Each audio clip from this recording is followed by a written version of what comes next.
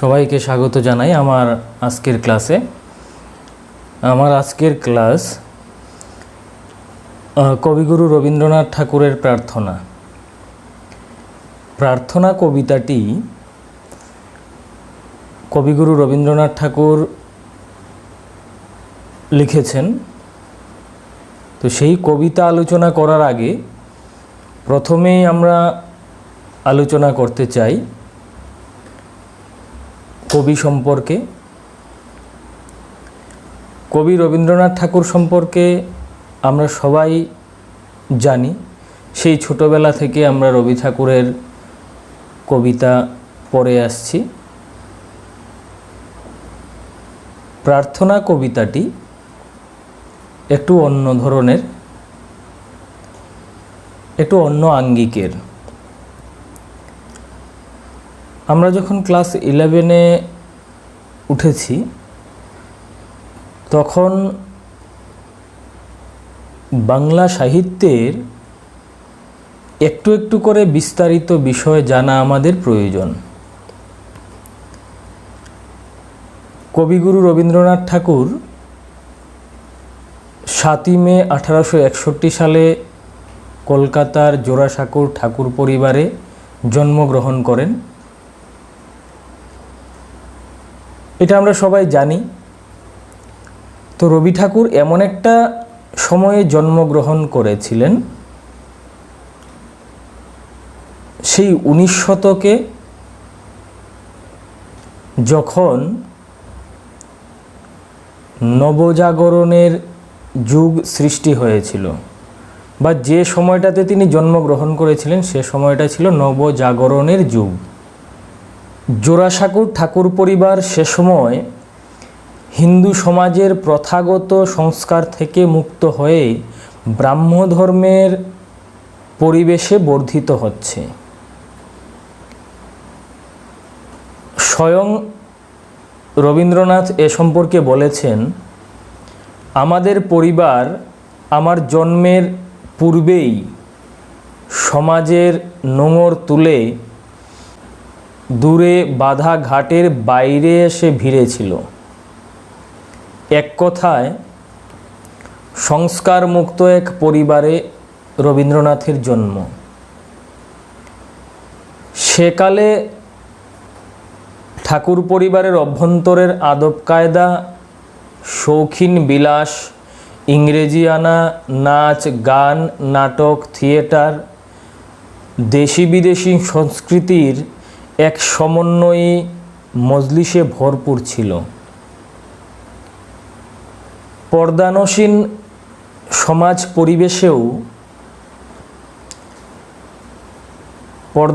সমাজ পরিবেশ এই কারণে বলছি যে 19 শতকে মহিলাদের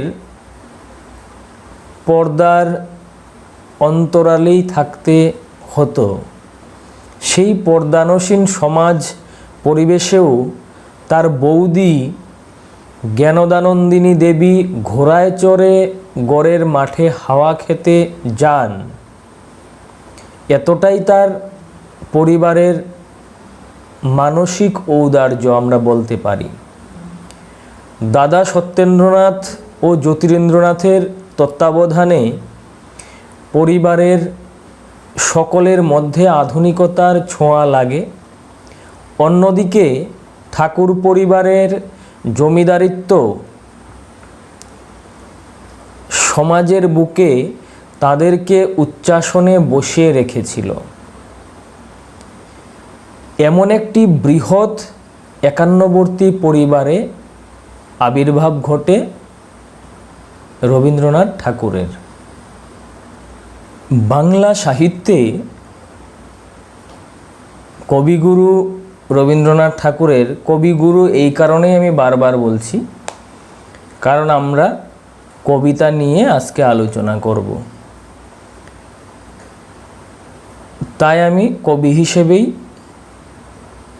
রবীন্দ্রনাথকে ব্যাখ্যা করছি। রবীন্দ্রনাথ ঠাকুর বাংলা সাহিত্যে এমন কোনো দিক নেই যে তার হাতের লেখনীর স্পর্শে উন্নততর শিখরে পৌঁছায়নি। তিনি ছোট গল্প, উপন্যাস, প্রবন্ধ, নাটক, চিঠিপত্র সমস্ত দিক দিয়েই বাংলা সাহিত্য সম্ভারকে উন্নত শিখরে পৌঁছে দিয়েছেন। তার উপরে রবীন্দ্রনাথের গান, যা আমরা রবীন্দ্রসঙ্গীত নামে জানি, আমরা প্রত্যেকেই, আমাদের প্রত্যেকের কাছেই রবীন্দ্রসঙ্গীত পরিচিত। সেই দিকেও তিনি তার হাত পাকিয়েছেন। তার লেখা গীতাঞ্জলি কাব্যগ্রন্থের ইংরাজি অনুবাদ সং অফারিংসের জন্য 1913 খ্রিস্টাব্দে নোবেল পুরস্কার পান। তবে একটা কথা আমি বলতে পারি, আমরা প্রত্যেকেই কিন্তু রবি ঠাকুর সম্পর্কে কম বেশি জানি। সুতরাং এখানে কবি সম্পর্কে বলার প্রয়োজন মনে হয় নেই। আমরা কবিতাটা নিয়ে আলোচনা করব। আজকে আমাদের যে আলোচ্য কবিতাটি হচ্ছে রবীন্দ্রনাথ ঠাকুরের লেখা প্রার্থনা কবিতাটি। তো প্রার্থনা কবিতা বলার আগে কবিতার উৎসটা আমাদের জানা দরকার।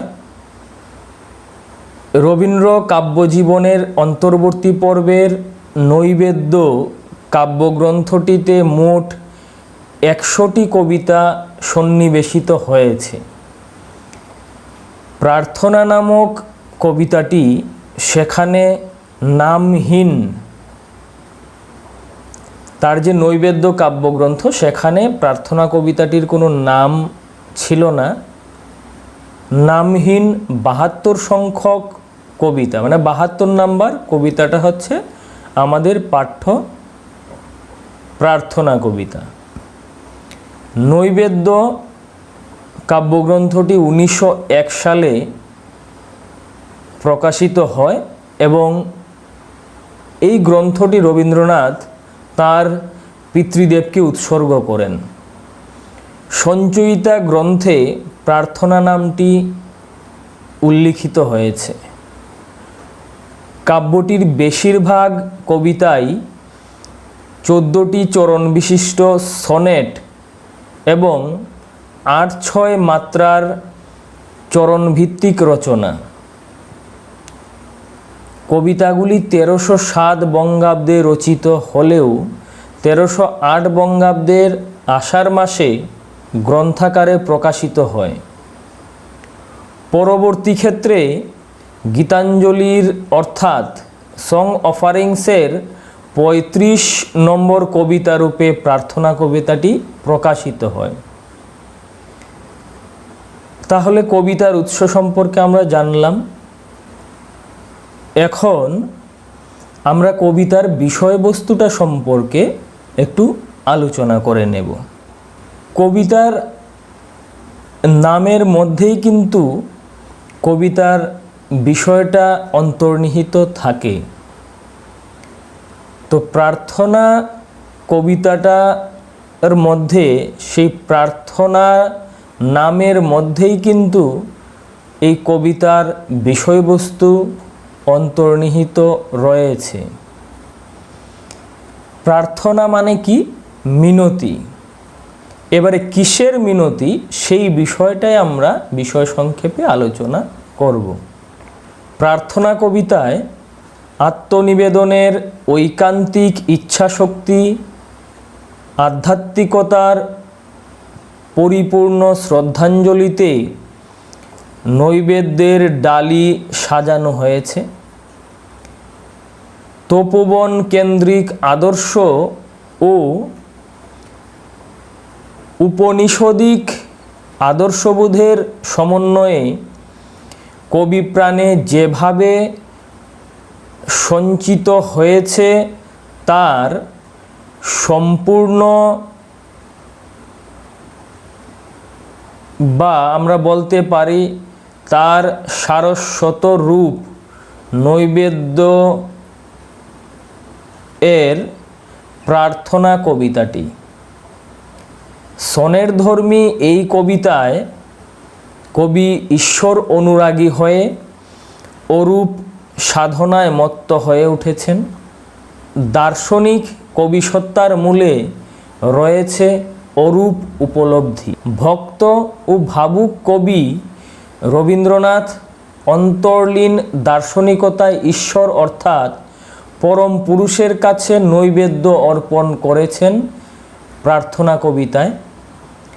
প্রার্থনার মধ্যে যেমন আশিস এর উপলব্ধি থাকে, এখানেও সেই চৈতন্যের বিশ্ববিধাত্রীর কাছে যাঞ্ছা করেছেন, মানে চেয়েছেন। কবির প্রার্থনা মানুষ যেখানে হৃদয়ের ভয়মুক্ত নির্ভীক, সেখানে মানুষ শিরদাঁড়া সোজা করে অর্থাৎ মাথা উঁচু করে বাঁচতে পারে, সেরূপ পরিবেশে মানুষ সংস্কারহীন বিচারবোধের অধিকারী রূপে অবস্থান করতে সক্ষম হয়। এই পরিমণ্ডলটি গৃহবদ্ধ নয়। গৃহের মধ্যে থেকে আমি মুক্ত মানসিকতার অধিকারী হতে পারবো না, আর পৃথিবীও সেখানে খণ্ড দ্বারা আচ্ছন্ন না হয়ে বৃহৎ এবং মহৎ, সেখানেই হৃদয়ের অন্তঃস্থল থেকে উচ্চারিত হয়ে মুখ দিয়ে বাক্য উচ্ছ্বসিত হয়ে ওঠে। অবারিত স্রোতধারার মতো মানুষ পৃথিবীর নানা প্রান্তে কর্মকাণ্ডে ব্যস্ত। তারা সত্য মিথ্যা, ন্যায় অন্যায় বিচারবোধ, তুচ্ছ আচারধর্মিতা, কুসংস্কারের বন্ধনে অবরুদ্ধ নয়, কিংবা আঘাতে আঘাতে পুরস্কার খণ্ডিত নয়, এমন স্বতঃস্ফূর্ত উন্মুক্ত তথা পরিব্যাপ্ত পরিবেশে মানুষের চিন্তা, জ্ঞান, কর্মধারা পরম পুরুষের নির্দেশে পরিচালিত। সেই আনন্দময় জগতেই স্বর্গের অধিষ্ঠান। কবি সেই বিশ্ববিধাতার কাছে প্রার্থনা করেছেন যে তিনি যেন চরম আঘাত হেনে অন্ধ আচার সর্বস্ব ভীরুতা বিলাসী ভারতবাসীর চৈতন্য জাগ্রত করেন। আচার সর্বস্ব কুসংস্কারাচ্ছন্ন অবদমিত ভারতবাসীর বুকের জগদ্দল পাথর সরিয়ে তমসমা জ্যোতির্গময় বোধে ভারতবাসীকে উন্নীত করেন। কবির অন্তরে এরূপ অভিলাষী প্রার্থনা কবিতার মূল বিষয়। আশাবাদী কবির ধ্যান জ্ঞান ভারতবর্ষকে ঘিরে আবর্তিত। সেই ধ্যানমগ্নতায় ভারতীয় সংস্কৃতির আধ্যাত্মবাদী চেতনার যে মৌলিকত্ব, সত্য, শিব এবং সুন্দরের যে উপাসনা, তাতে ভারতবর্ষ সমৃদ্ধতর হয়ে উঠুক এমন এক দেশের রূপচিত্র কবি অঙ্কন করেছেন, যা ভারতকে মুক্তি, শান্তি তথা উপলব্ধির প্রজ্ঞায় ভরিয়ে তুলে বা তুলবে। নির্ভয়ের উপর ভর করে উন্নত মস্তকে শুভ বুদ্ধির জাগরণে কুসংস্কার বিরোধী পুরস্কারের উন্মিলন ঘটাবে ভারতভূমিতে। আর সেই ভারতবর্ষ যিনি গড়ে তুলবেন, তিনি কবির উপাস্য দেবতা। তিনি আবির্ভূত হয়ে নিদারুণ আঘাতে ভারতীয় চৈতন্যের জাগরণ ঘটাবেন, এই কবি রবীন্দ্রনাথ ঠাকুরের প্রার্থনা। এই গেল আমাদের প্রার্থনা কবিতার বিষয়বস্তু। এবারে আমরা কবিতাটির নামকরণ প্রসঙ্গে একটু আলোচনা করব।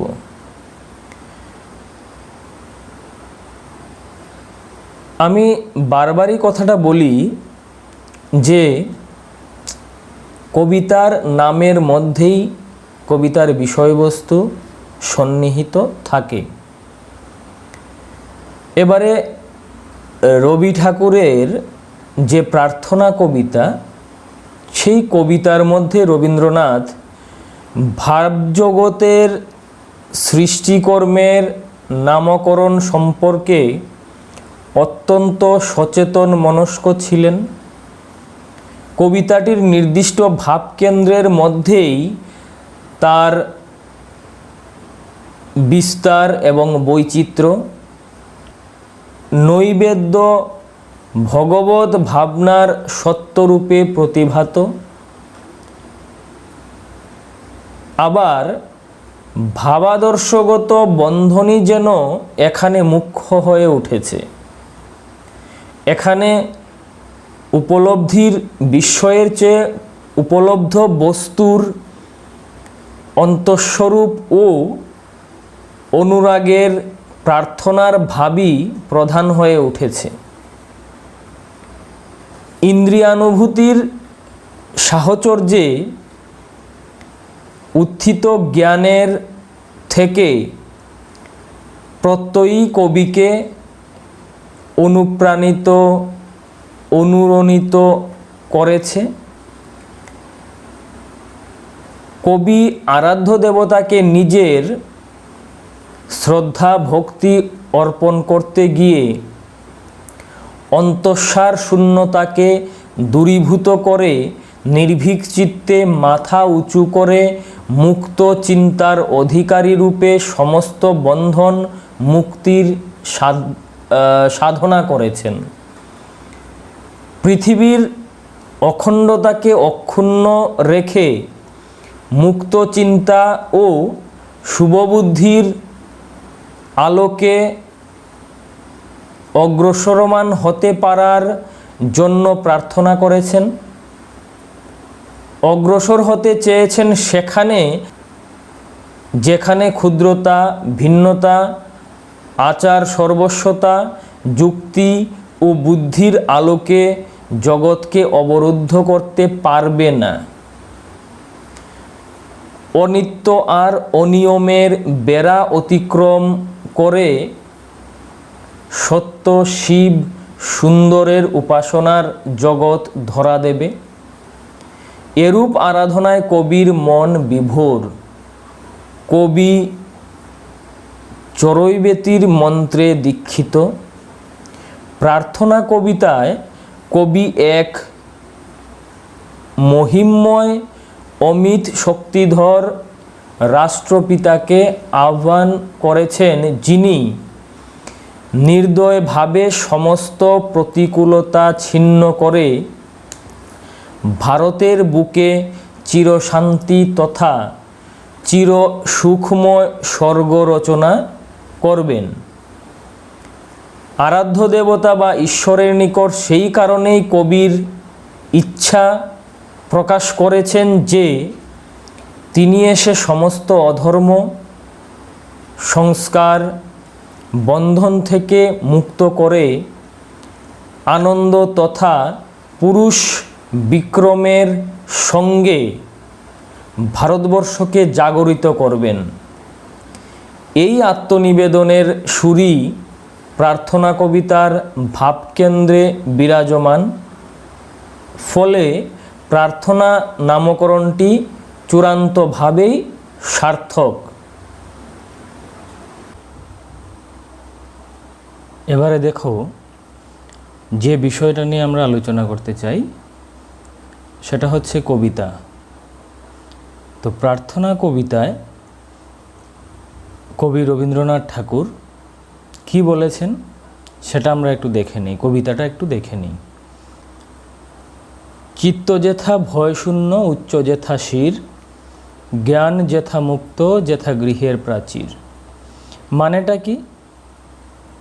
কবি রবীন্দ্রনাথ ঠাকুর মননে ভারতমাতার এক সমৃদ্ধশালী তথা আমরা বলতে পারি উজ্জ্বল মূর্তি কল্পনা করেছেন, যেখানে মাথা উঁচু করে নির্ভীক চিত্তে এগিয়ে চলতে পারে এমন এক ভারতবর্ষ তিনি দেখতে চান, যেখানে মানুষ নির্ভয়ে মাথা উঁচু করে বাঁচতে পারে। কোনো অবস্থাতেই সেই মাথা অবনত হতে দিতে চান না কবি। ভারতবাসীর জীবনে চড়ুইবেতি এবং বলতে পারো মাভৈ মন্ত্র ধ্বনিত হোক, এরূপ প্রত্যাশা কবি করেছেন। আপন প্রাঙ্গণ তলে দিবস সরবরি, বসুধারে রাখে নাই খণ্ড ক্ষুদ্র করি। মানেটা কি? সাধারণভাবে মানুষ গণ্ডিবদ্ধ থাকতে চায় না। মানুষের প্রধান বৈশিষ্ট্য হলো বদ্ধ ঘরে না থেকে জগৎকে উপলব্ধির মধ্যে আনা। মানে আমরা চাই যত বেশি আমরা পারি জগৎকে জানতে। সেই কারণে ক্ষুদ্র গণ্ডিবদ্ধ জীবন মানুষকে কুপমণ্ডুক করে তোলে।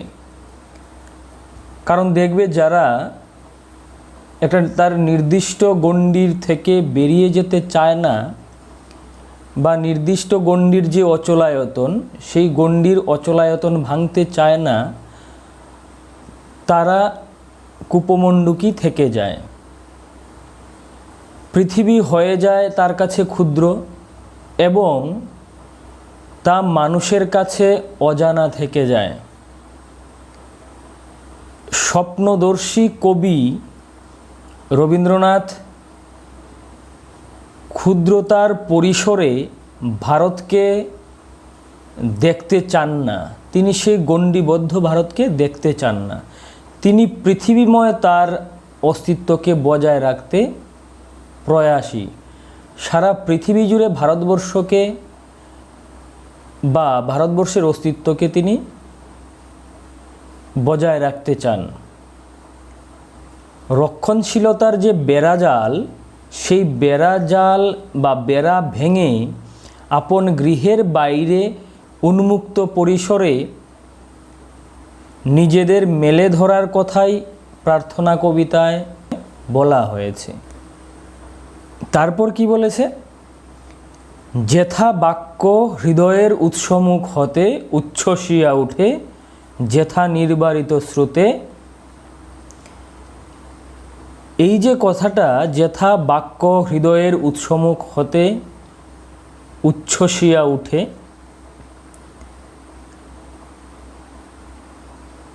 এই লাইনটার মধ্য দিয়ে কবি ভারতের মঙ্গল কামনায় ঈশ্বরের নিকট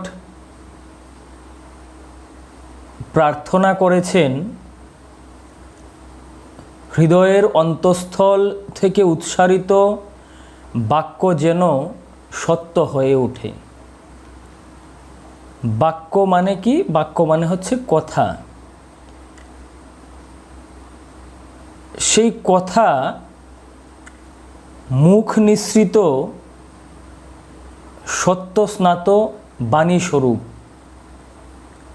যে কথাটা হৃদয়ের অন্তঃস্থল থেকে বেরিয়ে আসে সেটা সত্য হয় এবং সে কথাটার বিস্তৃতি কিন্তু অনেক বেশি।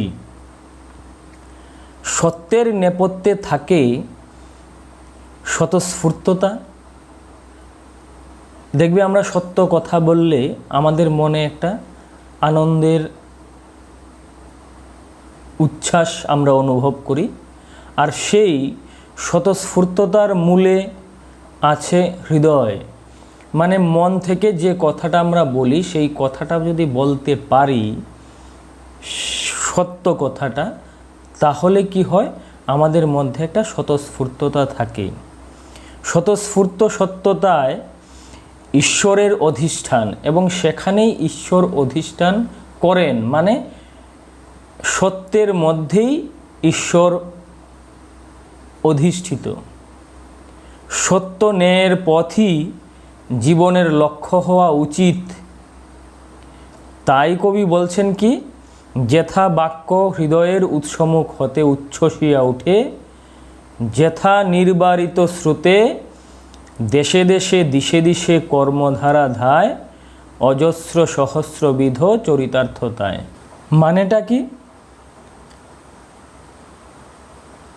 যেথা নির্বারিত স্রোতে দেশে দেশে দিশে দিশে কর্মধারা ধায়। নদীর স্রোত যেমন অবাধে বয়ে চলে মোহনার দিকে, তার যে বহমানতা, সেই বহমানতাটা দেশকালের সীমায় বিধিবদ্ধ নয় বা সীমাবদ্ধ থাকে না।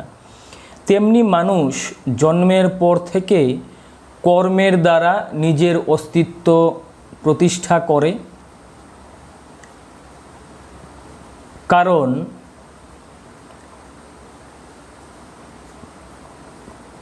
চলমানতাই জীবনের ধর্ম। যুগে যুগে দেশে দেশে কর্মমুখর জনতা কাজ করে চলেছে। সেই কর্মধারার স্রোত বা সেই কর্মপ্রবাহের দ্বারা শুধু ভারত নয়, সারা বিশ্বের বুকে মানুষ তার চেতনাকে সুপ্রতিষ্ঠিত করে চলেছে। মানে একটা কথা আছে, তোমরা হয়তো শুনে থাকবে, জন্ম হোক যথাতথা, কর্ম হোক ভালো। তো কর্মের মাধ্যমেই আমরা কি করি? আমাদের প্রতিষ্ঠা আমরা লাভ করে থাকি। তারপর কি বলছেন? যে দেশে দেশে দিশে দিশে কর্মধারা ধায়, অজস্র সহস্রবিধ চরিতার্থতায়। অজস্র সহস্রবিধ চরিতার্থতায় মানেটা কি? মানেটা হচ্ছে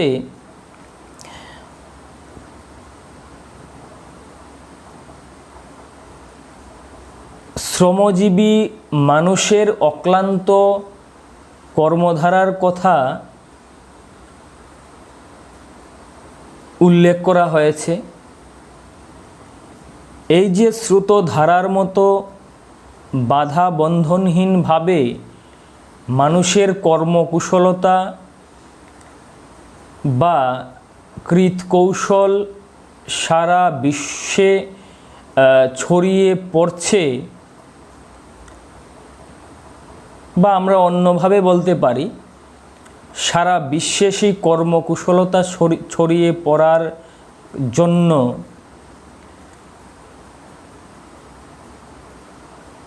কবি প্রার্থনা করেছেন। অঞ্চল, একটা নির্দিষ্ট অঞ্চল বা দেশের ভৌগোলিক সীমা অতিক্রম করে মানুষের অসংখ্য কাজের সার্থক রূপায়ণ ঘটুক, এই প্রার্থনাটাই কবি করেছেন। তারপর কি আছে? যেথা তুচ্ছ আচারের মরু বালু রাশি। যেথা তুচ্ছ আচারের মরু বালু রাশি, বিচারের স্রোতপথ ফেলে নাই গ্রাসী। এবার মরু বালু রাশি কি জানি? মরুভূমির বালুকা রাশি। এবং তুচ্ছ আচার, আমরা যে আচার আচরণগুলি করি বা আমাদের যে আচার সর্বস্বতা, সেগুলি সামান্য তুচ্ছ। এই কথাটি বোঝানোর জন্যই কবি এই লাইনটা লিখেছেন। কি বলছেন? যেথা তুচ্ছ আচারের মরু বালু রাশি, বিচারের স্রোতপথ ফেলে নাই গ্রাসী। কবি তুচ্ছ আচারকে মরু বালুরাশির সঙ্গে তুলনা করে বলতে চেয়েছেন যে সংস্কার বা রীতিনীতি যা আমরা পালন করে থাকি, অর্থাৎ এই রীতিনীতিগুলি যা ভিত্তিহীন, যার কোনো ভিত্তি নেই এবং সমাজ বিগর্হিত, মানে সমাজের সঙ্গে তার কোনো যোগাযোগ নেই, সেই রূপ কাজকর্ম সামাজিক প্রগতিকে অবরুদ্ধ করে। ধরো তোমার কুসংস্কারাচ্ছন্ন মন যাদের আছে তারা সমাজের উন্নতি কখনোই করতে পারে না।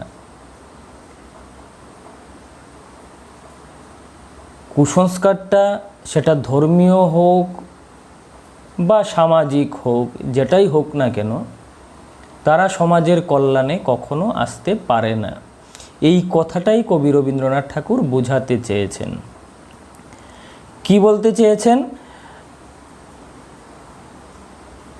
যে নদীর স্রোতপথ যেমন মরুভূমির বালুকা রাশির দ্বারা অবরুদ্ধ হয়, তেমনি যুক্তিহীন আচার বা কুসংস্কার মানুষের অগ্রগতিকে যেন রুদ্ধ না করে, সেই প্রার্থনাটা কবি করেছেন। কবি প্রগতিশীল ভারতবর্ষকে প্রত্যক্ষ করতে চেয়েছেন, মানে তিনি একটা উন্নত ভারতবর্ষকে, সংস্কার মুক্ত ভারতবর্ষকে দেখতে চেয়েছেন। তারপর কি বলছেন? পৌরুষেরে করেনি শতধা। পৌরুষ শব্দটির আভিধানিক অর্থ হল বিক্রম বা তেজ বা পরাক্রম। বংশানুক্রমিকভাবে ভারতের বুকে যে সকল জাতি মিথ্যা আচার সর্বস্বতাকে পিছনে ফেলে তার বিক্রমকে বজায় রেখে চলেছে, সে কথার উল্লেখ কবি করতে চেয়েছেন এই লাইনটার মধ্য দিয়ে। একটা শব্দ আছে বা একটা কথা আছে, বীরভোগ্যা বসুন্ধরা। বীরত্ববানরাই বসুন্ধরার মালিক হন। ভারতবর্ষের জনজাতি তথা অধিবাসীদের বীর্যবত্তা বা বিক্রম বা পরাক্রম অর্থহীন সংস্কারের পানাপুকুরে রুদ্ধ হয়ে যায়নি, বরং দেশ ও জাতির কল্যাণে পৌরুষকে সদা জাগ্রত প্রহরী রূপে কবি দেখতে চেয়েছেন। নিত্য যেথা তুমি সর্বকর্ম চিন্তা আনন্দের নেতা। ভারতবর্ষ গুরুবাদের দেশ। এখানে সৃষ্টি, স্থিতি ও লয় কোনো এক পরম পুরুষের নির্দেশ ও নিয়ন্ত্রণে হয় বলে অনেকেই বিশ্বাস করেন। মানে আমরা ভগবানে বিশ্বাস করে থাকি যে যা হচ্ছে পৃথিবীতে সব ভগবান করছেন। এখানে তুমি বলতে কবি সেই বিশ্ববিধাতাকেই বুঝিয়েছেন। তিনি মানুষের সব কাজ, চিন্তা, আনন্দের নেতা হয়ে কাজ করে চলেছেন।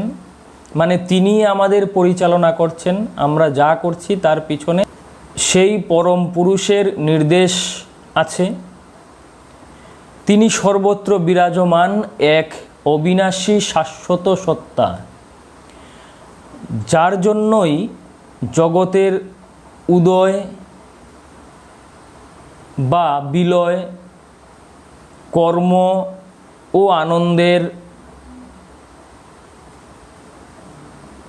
সারবত্তা প্রকাশ, তিনি সর্বশক্তিমান রূপে জগৎ ও জীবনের শুভ কামনা করেন।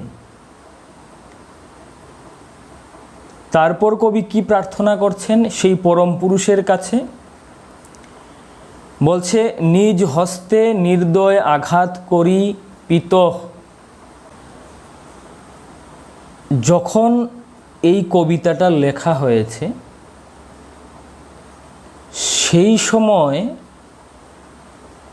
ভারতবর্ষের দৈন্যতা, অনাচার আর কুসংস্কার দেখে কবি শঙ্কিত হয়ে পড়েছেন।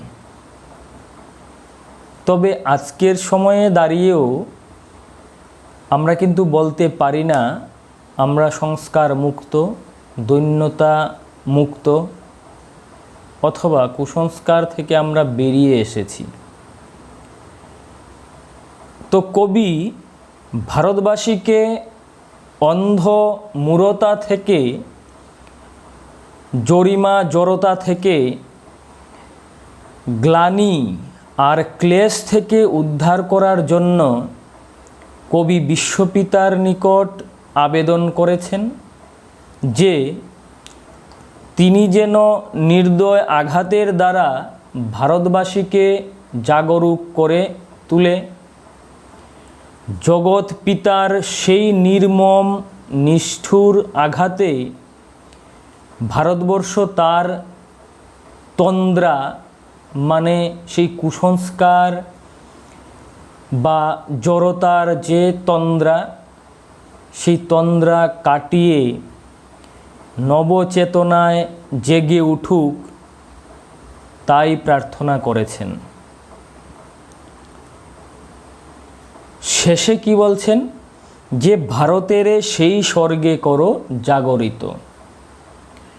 রবীন্দ্রনাথ ঠাকুর পারিবারিক পরিচয়ে উপনিষদিক আদর্শ দ্বারা অনুপ্রাণিত হয়েছিলেন।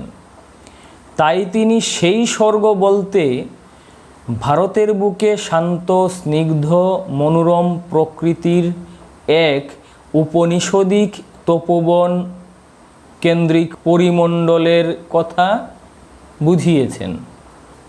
মানব সমাজের স্বর্গ নরক পরস্পর বিরোধী দুটি স্থান। স্বর্গ হলো সুখ শান্তি, সমৃদ্ধি তথা আনন্দের একটি ঈপ্সিত কল্পিত জায়গা, যেখানে আমরা সবাই যেতে চাই। আমরা কেউ নরকে যেতে চাই না। চাই কি? নিশ্চয়ই চাইব না আমরা নরকে যেতে। যেখানে মানুষের কোনো বেদনা নেই, দুঃখ জ্বালা যন্ত্রণা নেই, সেইরূপ আনন্দময় স্বর্গরাজ্যটি ভারতের বুকে স্থাপিত হোক বিশ্ববিধাত্রীর কাছে বা বিশ্বপিতার কাছে কবি প্রার্থনা করেছেন।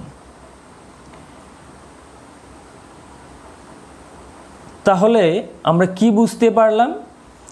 প্রার্থনা কবিতার মধ্যে রবীন্দ্রনাথ জাগতিক ভারতবর্ষের তথা তার অন্তরাত্মার শুভ ও কল্যাণ কামনায় বিশ্বপিতার নিকট প্রার্থনা করেছেন। কি প্রার্থনা করেছেন?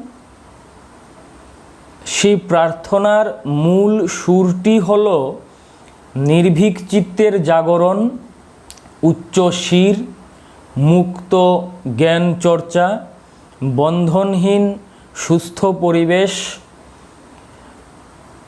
অনির্বার কথকতা সহযোগে যুক্তি নির্ভর কর্মকুশলতা এবং মহিমান্বিত পৌরুষ, এরূপ বৈশিষ্ট্যপূর্ণ ভারত আত্মার জাগরণ ঘটাক ঈশ্বর, এই প্রার্থনাটাই তিনি করেছেন। তার জন্য প্রয়োজনে ঈশ্বরকে বলেছেন বা ঈশ্বরের কাছে প্রার্থনা করেছেন তিনি যেন সমাজকে নির্মম আঘাত করে জাগিয়ে তুলেন। এই হলো প্রার্থনা কবিতা।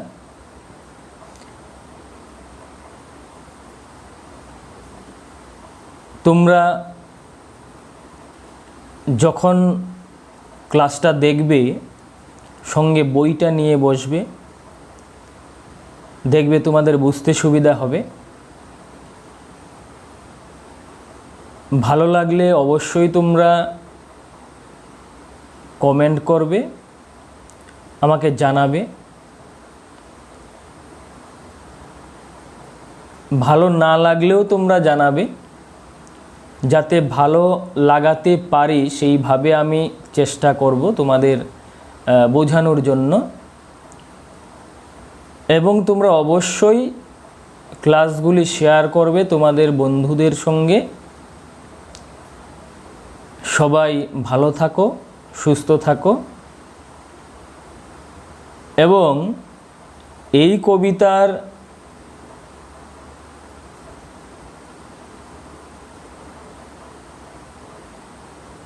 কিছু প্রয়োজনীয় তথ্য আমি ডেসক্রিপশন বক্সে দিয়ে দেব, তোমরা দেখে নেবে।